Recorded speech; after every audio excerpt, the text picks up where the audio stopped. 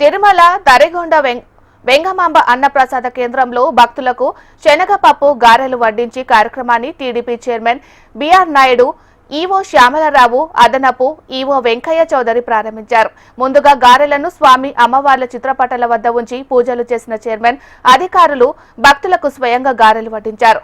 అన్నప్రసాదం మెనూలో అదనంగా ఒక పదార్థం పెట్టాలన్న ఆలోచనతో గారెలు వడ్డిస్తున్నామని చైర్మన్ బిఆర్ నాయుడు తెలిపారు. నాణ్యమైన దినుసులతో భక్తులకు రుచికరమైన అన్నప్రసాదాలను వడ్డిస్తున్నట్లు తెలిపారు. భవిష్యత్తులో ఈ సంఖ్యను మరింతగా పెంచి భక్తులకు రుచికరమైన భోజనం అందిస్తామని చైర్మన్ తెలిపారు.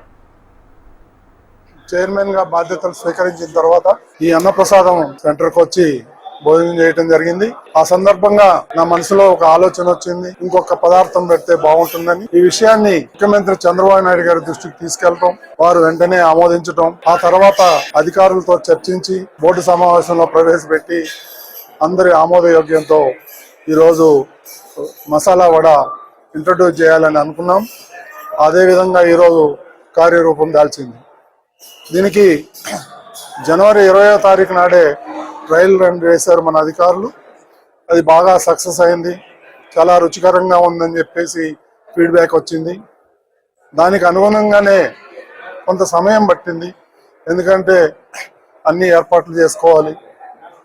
వంట కావాల్సిన ముడిసరుకులు అయితేనే ఉంది, దానికి కావాల్సిన సిబ్బంది అయితేనే ఉంది, అవన్నీ సమకూర్చుకోవటం.